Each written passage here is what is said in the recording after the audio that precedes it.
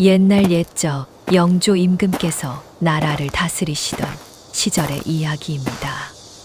강원도 깊은 산자락에 청울리라 불리는 작은 마을이 자리하고 있었지요. 험준한 고갯길을 2개나 넘어야만 닿을 수 있는 외진 곳으로. 봄이 와도 다른 마을보다 한 달은 늦게야 꽃이 피는 땅이었습니다. 산에서 내려오는 물도 차고 햇볕도 짧아 논밭을 일구기조차 힘든 곳이었지요. 오랜 흉년과 크고 작은 전란이 사람들의 삶을 깊이 핥히고 간 뒤로 민심은 바싹 메말라 있었습니다. 이웃과 이웃 사이에서도 정을 나누기보다 눈치를 살피는 시절이었으니 마을 전체에 들이운 무거운 공기가 겨울 서리보다도 시렸지요. 그 마을 한 구석 바람이 불 때마다 삐걱삐걱 신음하는 낡은 초가 한 채의 윤서희라는 여인이 살고 있었습니다. 서희는 본래 한양에서 제법 이름을 날리던 양반 가문의 딸이었으나 집안이 차츰 기울더니 혼이 난 지 3년 만에 남편이 폐병으로 세상을 떠나고 말았지요. 홀로 남겨진 서희는 친정으로 발길을 돌리지 못하고 병든 시어머니를 모시며 그 산골에 뿌리를 내렸습니다. 남은 살림이라고는 낡은 가재도구 몇 가지와 손바닥만 한 텃밭이 전부였지요. 지붕에서는 비만 오면 물이 줄줄 새었고 흙벽 틈새로는 차가운 바람이 쉴 새 없이 스며들었습니다. 그래도 서희는 첫 달기 울기가 무섭게 지게를 지고 산으로 올랐지요. 도라지, 더덕, 쑥, 삽주 뿌리를 하나씩 손으로 캐어 장날에 내다 팔아 겨우 끼니를 이었습니다. 약초를 다루는 손에서는 언제나 흙내가 가시지 않았고 손마디마다 거칠게 굳은 살이 촘촘히 박혀 있었지요. 집신 바닥이 닳아 없어지도록 산길을 오르내리는 것이 서희의 하루였습니다. 마을 사람들은 서희를 곱게 보지 않았습니다. 몰락한 양반가의 과부가 홀로 산다는 것이 영 탐탁지 않다는 표정들이었고 말 한마디도 쉬이 섞으려 하지 않았지요. 그래도 서희는 누군가 문을 두드리면 빈손으로 돌려보내는 법이 없었습니다. 자신의 밥이 부족해도 한술을 덜어 주었고 아무것도 없을 때는 약초라도 한 줌 손에 쥐어 주었지요. 마을 사람들은 그런 서희를 순박하다 여기면서도 어딘가 안쓰럽게 바라보았습니다. 밤이 깊어지면 서희는 꺼져가는 등잔불 앞에 홀로 앉았습니다. 방 안 가득 울려 퍼지는 시어머니의 기침 소리를 들으며 서희는 남편의 얼굴을 눈앞에 그려보곤 소리 없이 눈물을 삼켰지요.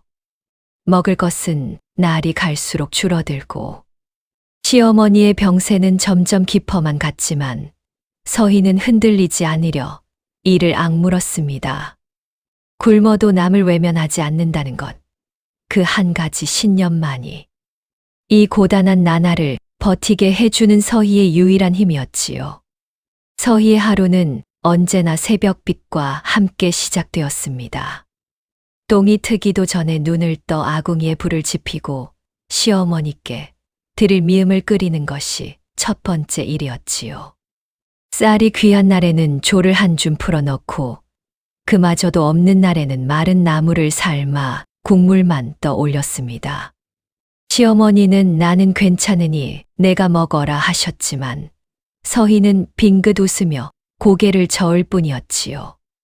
아침상을 물리고 나면 서희는 지게를 지고 산길로 접어들었습니다. 안개가 채 거치지 않은 산속은 고요하고 서늘하여 발 아래 이슬 젖은 풀잎이 집신 코에 차갑게 닿았지요. 서희는 능숙한 손길로 약초 뿌리를 골라 캐며 마음속으로 오늘 장에 얼마나 받을 수 있을지를 가만히 헤아렸습니다. 장날이 되면 서희는 이른 아침부터 약초 묶음을 등에 지고 십리 길을 걸어 장터로 나갔습니다. 장터 한 귀퉁이에 자리를 잡고 앉으면 약초를 사러 오는 사람보다 지나치는 사람이 훨씬 많았지요. 간혹 흥정을 해오는 이가 있어도 값을 한참 깎아내렸고 서희는 속으로 탄식을 삼키면서도 끝내 팔고야 말았습니다. 시어머니 약값이 급한 날에는 제 값도 받지 못한 채 돌아서야 했지요. 돌아오는 길에 서희의 지게는 가벼웠지만 등허리에 걸린 마음은 오히려 더 무거웠습니다. 마을에서는 서희를 두고 수군거리는 소리가 끊이지 않았습니다. 우물가에서 빨래를 하는 아낙들은 서희가 지나가면 목소리를 낮추었지요. 과부 혼자 사는 집은 오래 못 간다는 말이 은근슬쩍 귓가를 맴돌았고 그 말이 서희에게 닿는다는 것을 모두가 알면서도 모른 채 하였습니다.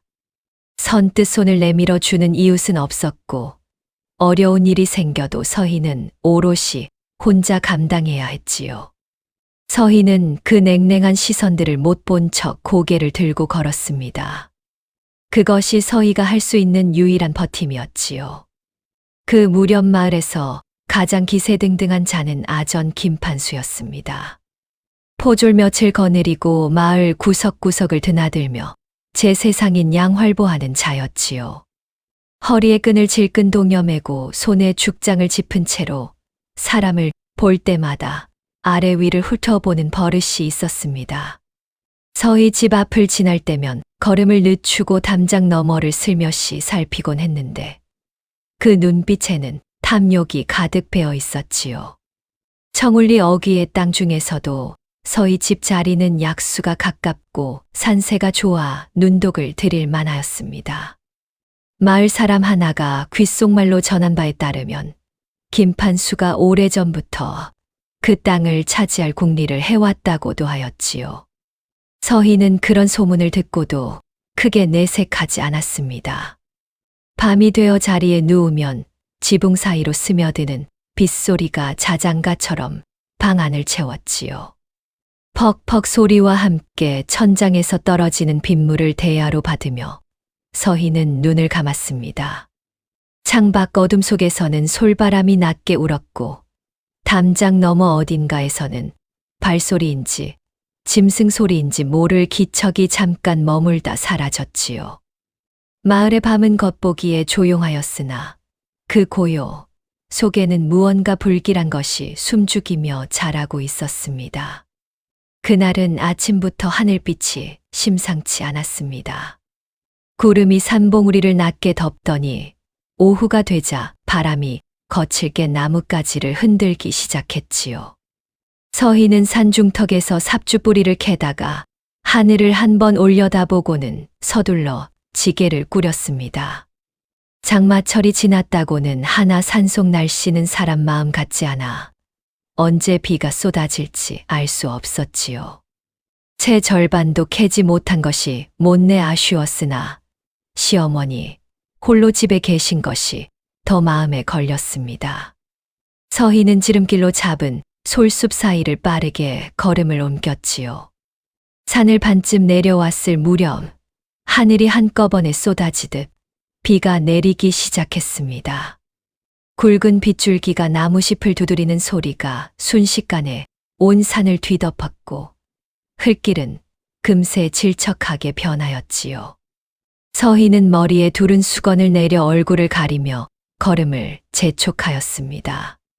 번개가 먼 산 너머에서 번쩍이고 곧이어 우렁찬 천둥 소리가 발 아래 땅을 흔드는 것 같았지요.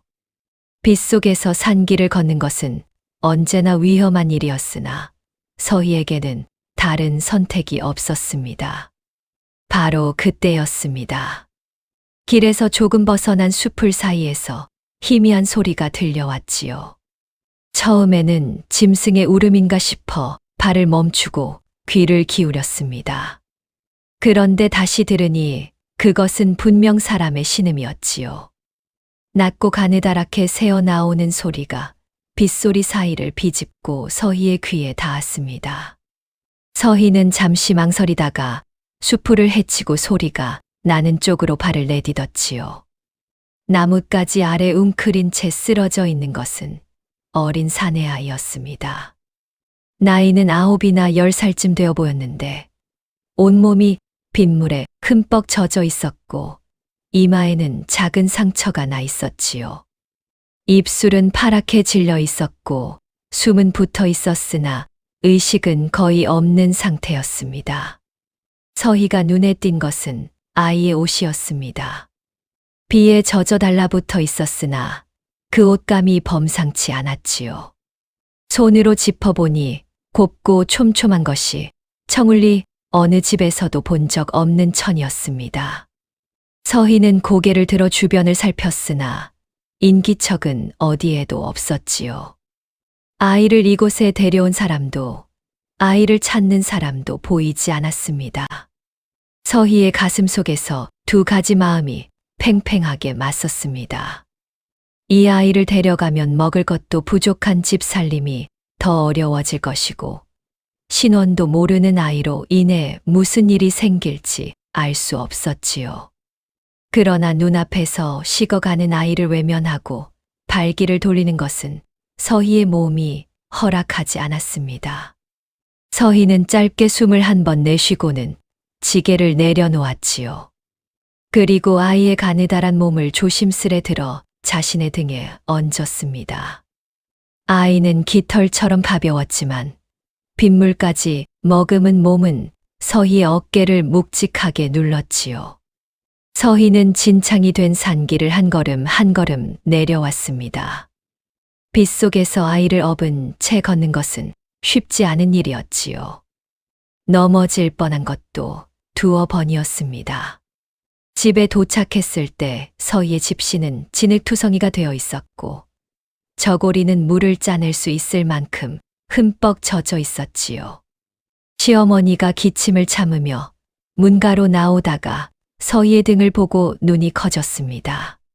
서희는 아이를 아랫목에 조심스레 눕히고 부엌으로 들어가 솥을 꺼내 들었지요. 찬장 깊숙이 남겨두었던 마지막 가래떡 한 개를 꺼냈습니다. 이것이 오늘 집에 남은 마지막 식재료였지요. 서희는 망설임 없이 떡을 썰기 시작하였습니다. 이튿날 아침 아이가 눈을 떴습니다. 서희가 아궁이에 불을 지피러 일어나려는 찰나 방 안에서 작은 기척이 들렸지요. 돌아보니 아이가 천장을 바라보며 또렷한 눈빛으로 누워 있었습니다. 열이 내린 것인지 이마의 붉은 기운도 한결 가라앉아 있었지요. 아이는 스스로 몸을 일으켜 반듯하게 앉더니 방 안을 천천히 둘러보았습니다. 그 눈빛이 흔들림 없이 고요하여 서희는 순간 자신이 아이를 마주하는 것인지 어른을 마주하는 것인지 헷갈릴 지경이었지요. 여기가 어디이냐? 아이가 입을 열었습니다. 또박또박하고 낭랑한 목소리였지요. 겁먹은 기색도 낯선 곳에 대한 두려움도 없이 담담하게 물어보는 것이 예사롭지 않았습니다. 서희는 잠시 당황하였으나 이내 무릎을 낮추며 부드럽게 대답하였지요. 강원도 청울리라는 마을이다. 어젯밤 산길에서 쓰러져 있는 것을 데려왔다. 몸은 좀 어떠한 것이냐? 아이는 서희를 한 번 바라보고는 짧게 고개를 끄덕였습니다.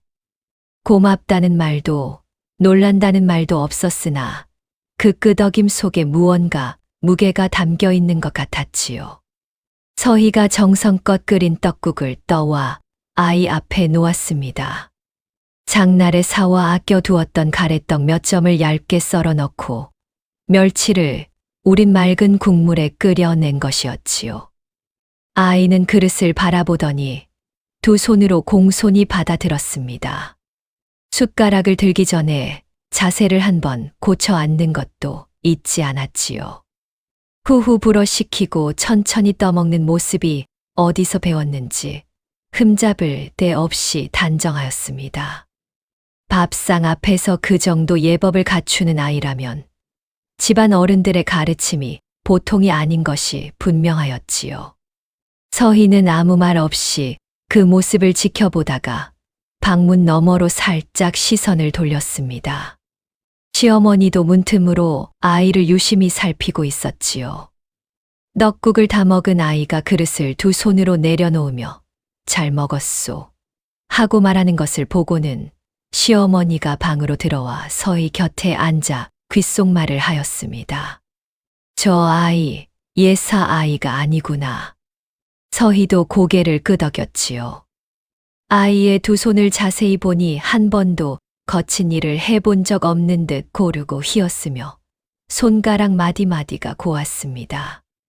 집신도 신어본 적 없을 것 같은 발바닥, 볕에 그을린 흔적 하나 없는 피부가 이 아이의 내력을 말없이 드러내고 있었지요. 서희는 아이에게 이름을 물었습니다.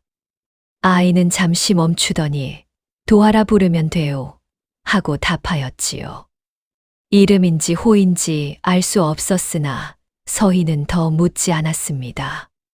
신분을 캐묻는 것도 어디서 왔는지 추궁하는 것도 서희의 방식이 아니었지요. 그저 지금 이 아이가 따뜻한 방에서 숨을 고르고 있다는 것으로 충분하였습니다. 그날부터 서희는 아이를 도하라 불렀고 도하는 서희의 집에서 조용히 지내기 시작하였지요. 그러나 마을은 이미 술렁이기 시작하고 있었습니다. 장에 다녀온 이가 서희 집에 낯선 아이가 들어왔다는 말을 퍼뜨렸고 그 소문은 반나절도 되지 않아 마을 구석구석으로 번져나갔지요. 아전 김판수의 귀에도 그 말이 들어갔습니다. 김판수는 부하를 불러 무언가를 낮은 목소리로 지시하였고 부하는 고개를 조아리며 서둘러 나갔지요. 같은 시각 한양에서는 세자 저하께서 갑작스레 종적을 감추셨다는 소식이 은밀하게 퍼지고 있었습니다. 궁궐 안은 쉬쉬하며 입을 닫았으나 내관 한중길이 비밀 어명을 받들고 지방으로 내려오는 중이라는 것을 아는 이는 극히 드물었지요. 청울리의 밤은 그날도 고요하였으나 그 고요 아래에서는 보이지 않는 물살이 빠르게 흐르고 있었습니다. 도하가 서희의 집에 머문 지 닷새째 되던 날 아침이었습니다.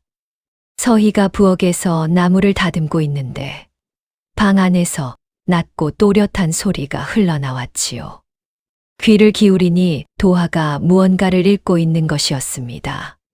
서희가 살며시 문을 열어보니 도하는 시어머니의 낡은 약재 서책을 무릎 위에 펼쳐놓고 한 글자 한 글자 소리 내어 읽고 있었지요. 한자가 빼곡히 적힌 그 책을 막힘없이 읽어 내려가는 모습에 서희는 손에 들던 나무를 그만 떨어뜨리고 말았습니다. 그를 배운 흔적이 역력한 것은 물론이요. 뜻을 헤아리는 눈빛도 예사롭지 않았지요. 서희는 아무것도 묻지 않았습니다. 그저 조용히 문을 도로 닫았지요. 마을 아이들은 도하를 멀리하였습니다. 처음 며칠은 호기심 어린 눈으로 담장 너머를 기웃거리던 아이들도 도하가 좀처럼 말을 섞지 않고 혼자 마당 한켠에 앉아 있는 것을 보고는 발길을 끊어버렸지요. 도하는 서운한 기색도 없이 그저 먼 산을 바라보거나 땅바닥에 무언가를 손가락으로 그리곤 하였습니다. 그 모습이 또래 아이와는 전혀 달라 보는 이로 하여금 묘한 쓸쓸함을 느끼게 하였지요. 그러던 어느 날 오후 마당 안으로 그림자가 길게 드리웠습니다. 아전 김판수가 포졸 하나를 뒤에 세우고 서희의 집 앞에 떡하니 버티고 선 것이었지요. 죽장을 땅에 탁탁 두드리며 안으로 들어서는 기세가 당당하기 이를 데 없었습니다. 윤서희, 나오너라. 낮고 거친 목소리가 마당을 울렸지요. 서희는 손을 앞에 모으고 차분히 나섰습니다. 무슨 일로 오셨사옵니까, 나으리? 김판수는 눈을 가늘게 뜨고 마당 안에 앉은 도하를 턱으로 가리켰지요. 저 아이를 어디서 데려온 것이냐? 사흘 전부터 소문이 자자하다. 서희는 숨기지 않고 솔직하게 말하였습니다. 포구 속 산길에서 쓰러진 것을 업어왔다고 신원은 알지 못한다고 답하였지요. 그러나 김판수는 코웃음을 쳤습니다. 과부 혼자 사는 집에 출처도 모를 아이라니 수상하지 않고 무엇이냐. 서희의 볼이 조용히 굳어갔지요. 억울함이 가슴 한켠을 꽉 채웠으나 아전 앞에서 함부로 목소리를 높일 수 없었습니다. 뒷마당 너머에서 이웃 안악 둘이 담장에 귀를 붙이고 엿듣는 것도 보였지요. 그날 저녁 마을에는 서희가 수상한 아이를 숨기고 있다는 말이 한 바퀴 더 돌았습니다. 며칠 후 장터에서 돌아오는 길에 최 노인이 서희 앞에 나타났습니다. 청울리 어귀에서 약재 거간을 하는 일은 남짓한 노인으로 오래전부터 서희의 약초를 제값에 사주던 몇 안 되는 이 중 하나였지요. 노인은 무거운 짐을 덜어주겠다며 서희 곁에 나란히 걷다가 나직이 물었습니다. 서희 낭자, 그 아이 지금 집에 있소. 서희가 고개를 끄덕이자 노인은 잠시 말을 잇지 않았지요. 걸음을 늦추며 하늘을 한번 올려다보더니 입을 열었습니다. 조심하시오. 저 아이는 보통 아이가 아닌 것 같소. 서희는 노인의 얼굴을 바라보았지요. 노인의 눈빛에는 걱정과 함께 무언가 알고 있는 듯한 빛이 어려 있었습니다. 범상치 않은 아이요. 노인은 그 말만 남기고 발걸음을 돌렸지요. 서희는 한동안 그 자리에 서서 노인의 뒷모습을 바라보았습니다. 그날 밤 서희는 도하가 잠든 것을 확인하고 아궁이 앞에 홀로 앉았습니다. 불씨가 조용히 타오르는 것을 바라보며 깊이 생각에 잠겼지요. 무슨 일이 닥쳐도 이 아이를 지켜야겠다는 마음이 가슴 밑바닥에서 단단히 굳어가고 있었습니다. 왜 그런 마음이 드는지 서희 자신도 알 수 없었지요. 다만 빗속에서 차갑게 식어가던 그 작은 손을 처음 잡았을 때부터 서희의 마음은 이미 정해져 있었는지도 모를 일이었습니다. 며칠 후 최 노인이 약재를 핑계로 서희의 집을 찾아왔습니다. 시어머니의 기침에 좋다는 생강뿌리를 한 보따리 들고 온 것이었지요. 서희가 고맙다며 안으로 모시자 노인은 마당에서 놀고 있는 도하를 유심히 바라보았습니다. 도하가 땅바닥에 글자를 쓰다가 노인의 시선을 느끼고 고개를 들었지요. 두 사람의 눈이 잠깐 마주쳤습니다. 노인은 천천히 도하에게 다가가 무릎을 굽히고 앉더니 아이의 왼쪽 팔목 안쪽을 조심스럽게 살폈지요. 저고리 소매 아래로 희미하게 드러난 작은 문양이었습니다. 붉은 실로 새긴 듯한 그 무늬를 본 순간 노인의 낯빛이 하얗게 변하였지요. 노인은 서희를 불러 부엌으로 데려갔습니다. 그리고 목소리를 한껏 낮추어 말하였지요. 낭자, 저 아이 팔목의 문양을 보셨소. 서희가 고개를 저으니 노인은 떨리는 손으로 무언가를 허공에 그려 보였습니다. 저것은 궁궐에서만 쓰는 표식이요. 내가 젊은 시절 한양에서 이를 본 적이 있어 잘 아는데 왕실 혈육에게만 새겨주는 문양이요. 서희의 숨이 멎는 것 같았지요. 노인은 서희의 손을 꼭 잡으며 당부하였습니다. 아무에게도 말하지 마시오. 지금 한양에서 세자 저하 실종 소문이 돌고 있소. 이 아이가 혹여 그분이시라면 잘못 알려졌다가는 낭자도 아이도 위험하오. 서희는 그 자리에 얼어붙은 듯 서 있었지요. 그런데 바로 그날 오후였습니다. 김판수가 이번에는 포졸셋을 거느리고 서희의 집 대문을 거칠게 밀어젖혔지요. 손에는 종이 한 장을 들고 있었습니다. 윤서희, 너를 아이 유괴 혐의로 잡아들이겠다. 서희는 눈앞이 아득해지는 것을 느꼈지요. 나으리, 그것은 억울한 말씀이옵니다. 저는 그저 쓰러진 아이를 구한 것뿐이옵니다. 목소리가 떨렸으나 서희는 똑바로 김판수를 바라보았습니다. 그러나 김판수는 비웃듯 입꼬리를 올렸지요. 신원도 모를 아이를 몰래 숨겨두었으면 유괴가 아니고 무엇이냐. 도하는 마당 한가운데 서서 상황을 지켜보고 있었습니다. 포졸들이 서희의 두 팔을 붙잡자 도하의 눈이 가늘게 떨렸지요. 무언가 말을 하려는 듯 입술을 달싹였으나 최 노인이 뒤에서 살며시 도하의 어깨를 눌렀습니다. 아직 때가 아니라는 뜻이었지요. 담장 밖으로는 마을 사람들이 하나둘 모여들었습니다. 수군거리는 소리가 담장을 넘어 들어왔지요. 거봐, 저러다 결국 일이 나고 말았네. 아무도 서희 편에 서는 이가 없었습니다. 시어머니는 방문 앞에 주저앉아 두 손을 떨며 바라볼 뿐이었지요. 서희는 끌려가면서도 도하를 향해 고개를 돌렸습니다. 도하야, 겁먹지 말거라. 목소리는 떨렸으나 눈빛은 흔들리지 않았지요.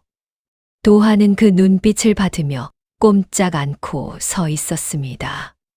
작은 두 주먹이 옆구리에 꼭 쥐어져 있었지요.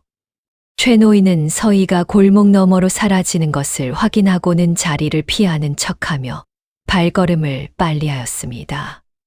노인의 머릿속에는 한 사람의 얼굴이 떠올라 있었지요. 지방으로 내려오고 있다는 내관 한중길.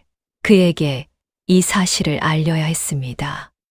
청울리의 하늘은 구름 한 점 없이 맑았으나 서희의 집 위로는 무겁고 어두운 그림자가 드리워져 있었지요. 서희가 끌려간 곳은 청울리 관아 창고를 개조한 좁고 어두운 방이었습니다. 작은 창 하나로 겨우 빛이 들어왔고 집 한 줌 깔리지 않은 맨바닥은 차갑고 딱딱하였지요.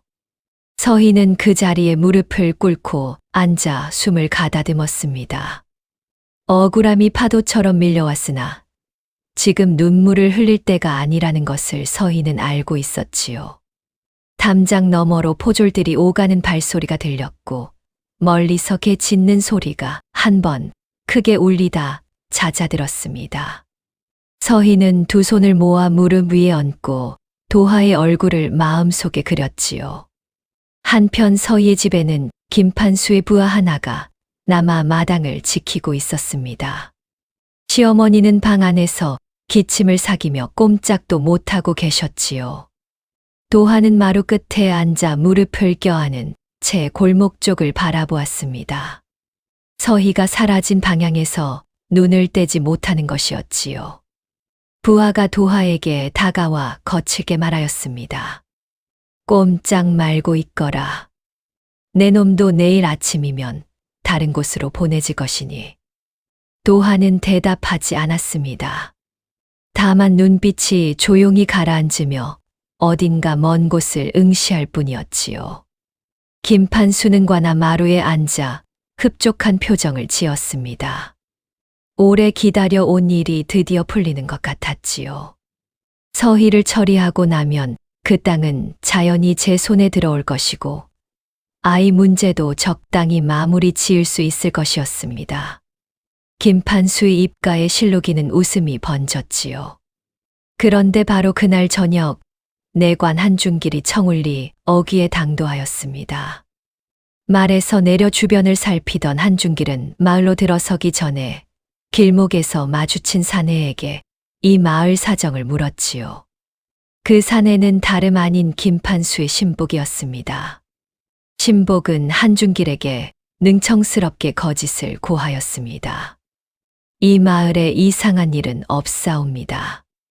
떠도는 아이 하나가 있었으나 이미 다른 마을로 넘겼사옵니다. 한중길은 미심쩍은 눈빛으로 물었지요. 아이의 생김새가 어떠하더냐? 신복은 전혀 다른 아이의 모습을 꾸며 대었습니다. 오랜 경험으로 사람을 읽어온 한중길이었으나 낯선 땅에서 처음 마주한 자의 말을 단번에 뒤집기는 어려웠지요. 한중길은 일단 마을 안주막에 여장을 풀고 더 살펴보기로 하였습니다. 그 사이 김판수에게는 내관이 왔다는 소식이 재빠르게 전해졌지요. 서희는 그날 밤 아무것도 먹지 못하였습니다. 물 한 모금도 들어오지 않았지요. 바닥에 냉기가 무릎을 타고 허리까지 번져왔으나 서희는 자세를 흐트리지 않았습니다. 눈을 감으면 시어머니의 기침 소리가 들리는 것 같았고 마루 끝에 혼자 앉아있을 도하의 모습이 떠올랐지요. 서희의 눈가가 뜨거워졌습니다. 그러나 흘러내리려는 눈물을 서희는 입술을 깨물어 참았지요. 억울함보다 더 크게 가슴을 짓누르는 것은 아이를 지켜주지 못하였다는 자책이었습니다.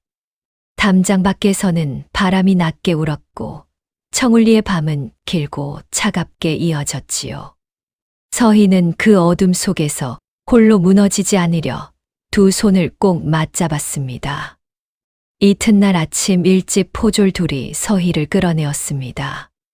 밤새 차가운 바닥에 앉아 있었던 서희의 다리는 제대로 펴지지 않았지요. 그럼에도 서희는 부축을 뿌리치고 스스로 걸음을 내딛었습니다. 좁은 통로를 지나 신문하는 방으로 들어서자 김판수가 상위에 팔을 얹고 기다리고 있었지요. 방 안에는 기름 냄새와 낡은 목재 냄새가 뒤섞여 있었고 작은 창으로 들어오는 아침 햇살이 먼지 낀 공기 속에 가늘게 퍼져 있었습니다. 윤서희, 오늘은 바른 대로 고하는 것이 좋을 것이다.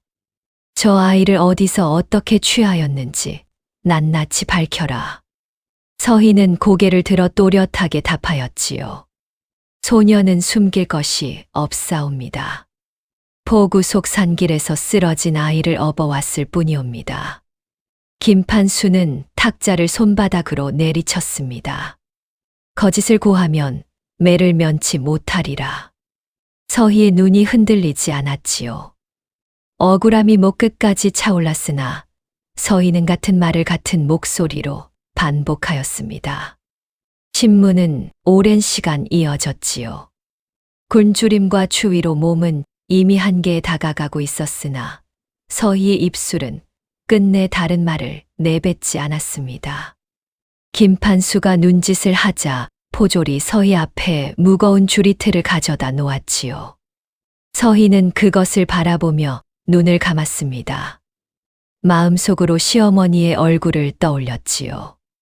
그리고 도하의 얼굴을 떠올렸습니다. 바로 그 시각 서희의 집에서는 포졸이 도하를 다른 곳으로 넘기려 준비하고 있었습니다.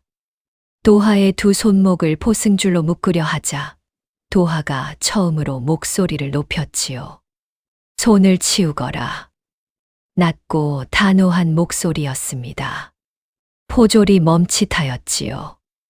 도하는 묶이는 것을 거부하며 꼿꼿이 서 있었습니다. 그 기세에 눌린 포졸이 머뭇거리는 사이 골목 밖에서 허겁지겁 달려오는 발소리가 들렸지요. 최노인이었습니다. 노인은 숨을 몰아쉬며 품속에서 작은 보자기를 꺼내 들었습니다. 그 안에는 오래된 비단 조각 하나가 접혀 있었지요.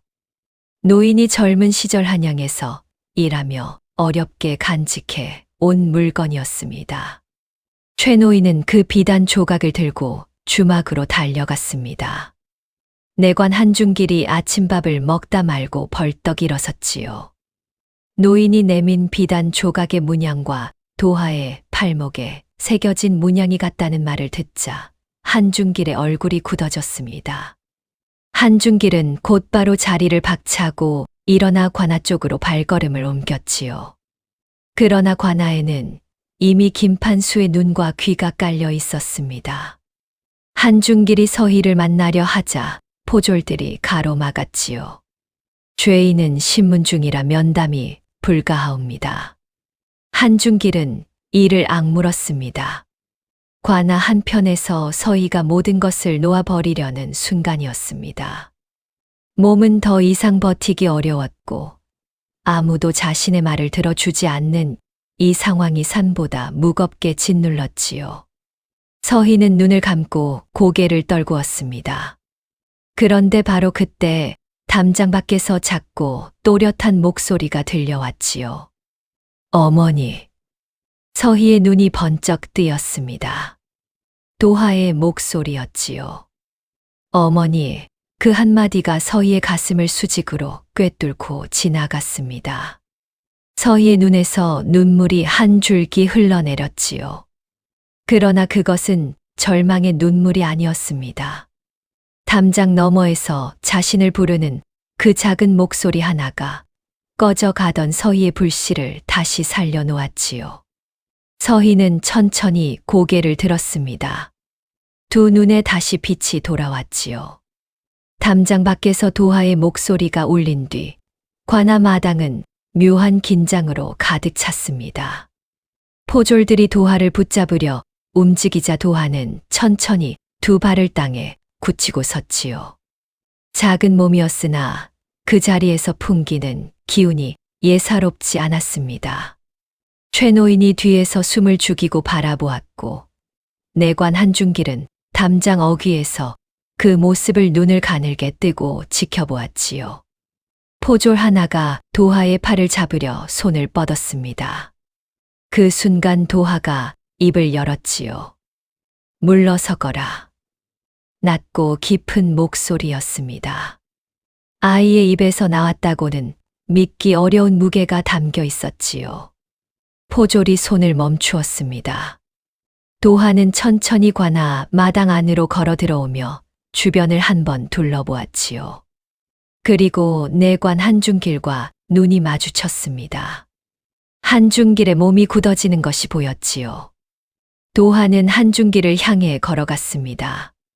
두 사람 사이의 거리가 좁혀질수록 한중길의 낯빛은 점점 더 창백해져 갔지요. 도하가 한중길의 앞에 멈추어 서더니 입술을 달싹이며 나직하게 말하였습니다. 한내관, 오랜만이요. 궁중에서만 쓰는 말투였습니다. 한중길의 두 무릎이 그 자리에서 꺾였지요. 땅에 이마를 대고 엎드리는 몸이 떨리고 있었습니다. 전하이시옵니까? 목이 메인 목소리가 마당 안으로 낮게 깔렸지요. 마당에 있던 포졸들이 하나둘 굳어버렸습니다. 김판수는 관아 마루에서 그 장면을 보다가 얼굴이 하얗게 질렸지요. 죽장을 짚은 손이 부들부들 떨리기 시작하였습니다. 한중길이 떨리는 손으로 도하의 왼쪽 팔목 소매를 걷었습니다. 붉은 실로 새겨진 왕실 문양이 아침 햇살 아래 선명하게 드러났지요. 마당에 있던 모든 이가 그것을 보았습니다. 포졸들이 창을 내려놓고 무릎을 꿇었지요. 마을 사람 몇이 담장 너머로 그 광경을 목격하고는 입을 다물지 못하였습니다. 최노인은 눈을 감고 긴 숨을 내쉬었지요. 모든 것이 맞아 들어가는 순간이었습니다. 한중길이 자리에서 일어나 김판수를 향해 돌아섰습니다. 방금 전까지 기세등등하던 내관의 눈빛이 날카롭게 변해 있었지요. 김판수, 내 놈이 저지른 일을 낱낱이 알고 있다. 한중길의 목소리는 낮았으나 서슬이 시퍼랬습니다. 세자 저하의 행차 중 길을 잃게 만든 것, 수행 내관을 매수하여 행방을 감춘 것, 그리고 세자를 찾아 나선 이들을 방해한 것, 이 모든 것에 김판수가 연루되어 있다는 사실이 하나씩 입 밖으로 나왔지요. 김판수는 뒷걸음질 치다가 마루 끝에서 발을 헛디뎠습니다. 포졸들이 좌우에서 김판수의 두 팔을 단단히 붙잡았지요. 서희가 포졸의 부축을 받으며 신문방에서 나왔습니다. 마당으로 나서는 순간 도하와 눈이 마주쳤지요. 도하는 한 걸음에 서희에게로 달려와 그 손을 두 손으로 꼭 잡았습니다. 말이 없었지요. 그러나 손에 담긴 온기가 어떤 말보다 깊이 서희의 가슴으로 전해졌습니다. 서희는 잡힌 손을 바라보다가 천천히 무릎을 굽혀 도하의 눈높이에서 얼굴을 마주하였지요. 눈물이 흘렀습니다. 이번에는 참지 않았지요. 마당 가득 내려앉은 아침 햇살 속에서 억울하게 짓눌렸던 긴 시간이 조용히 녹아내리고 있었습니다. 봄이 되었습니다. 청울리에도 뒤늦게 꽃이 피었지요. 산수유가 노랗게 물들고 진달래가 고갯마루를 붉게 수놓는 무렵 한양에서 서희를 부르는 어명이 내려왔습니다. 내관 한중길이 직접 청울리까지 내려와 어명을 전하였지요. 서희는 처음에 자신의 귀를 의심하였습니다. 궁궐에서 산골 과부를 부른다는 것이 꿈만 같았지요. 시어머니는 떨리는 손으로 서희의 저고리를 여며주며 눈물을 글썽이셨습니다. 잘 다녀오너라. 내가 한 일이 부끄럽지 않으니 고개를 들고 가거라. 서희는 시어머니의 손을 꼭 잡았다가 천천히 놓았지요. 한양의 궁궐은 서희가 상상하던 것보다 훨씬 크고 웅장하였습니다. 높은 처마 아래로 긴 회랑이 이어졌고 어디를 보아도 눈이 부시도록 단청이 화려하였지요. 서희는 내관의 안내를 받아 중전마마를 뵙는 자리에 나아갔습니다. 중전마마께서는 용상 곁에 단정히 앉으시어 서희를 따뜻한 눈빛으로 맞이하셨지요. 내가 세자를 살린 여인이냐? 서희는 이마가 바닥에 닿도록 엎드렸습니다. 소녀는 그저 쓰러진 아이를 거두었을 뿐이옵니다.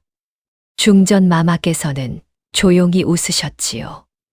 그 한 가지가 나라를 살린 것이니라. 중전마마께서는 서희에게 넉넉한 토지와 비단 10필, 그리고 벼슬 한 등급에 해당하는 상을 내리셨습니다. 가문의 이름도 다시 세울 수 있도록 배려하신다는 말씀도 덧붙이셨지요. 서희는 2번 절하고 나서 조심스럽게 입을 열었습니다. 황공하오나 소녀는 고향으로 돌아가기를 원하옵니다. 병든 시어머니가 기다리고 있사옵니다. 잠시 침묵이 흘렀지요. 중전마마께서는 서희를 한참 바라보시다가 천천히 고개를 끄덕이셨습니다.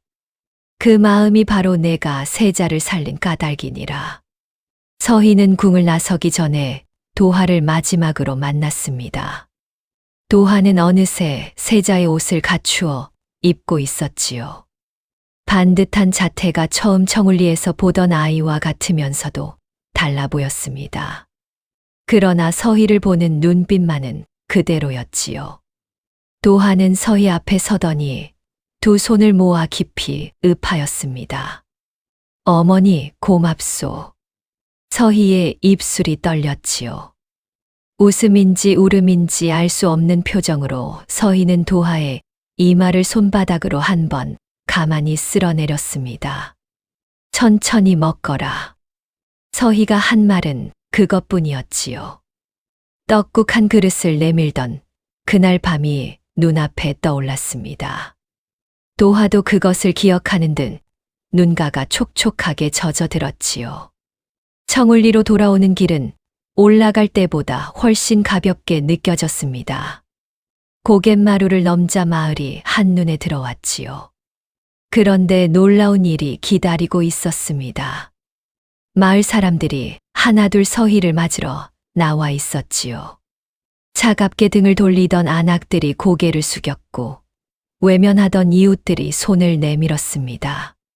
김판수는 한양으로 압송되어 죄를 치른다는 소식도 전해졌지요.